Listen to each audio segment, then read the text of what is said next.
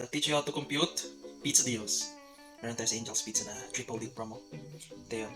Tatlong flavor na 9-inch pizza, 985.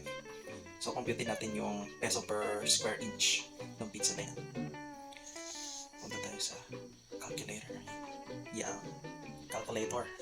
So, ang formula ng area ng circle ay pi r squared. First is pi. Pwedeng dito may pi. 3.1415,926. Ayan. Gamitin lang natin. Multiply natin sa radius. 9-inch pizza siya sa diameter. Divide mo sa 2.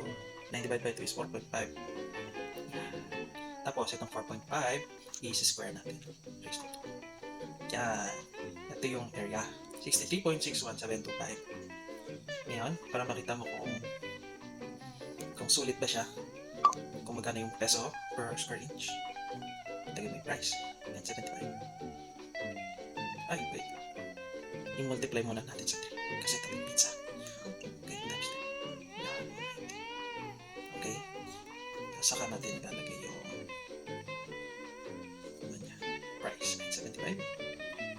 Ilan ba yung 190? Oh, 5 pesos, 5.1 peso per square inch. Yan.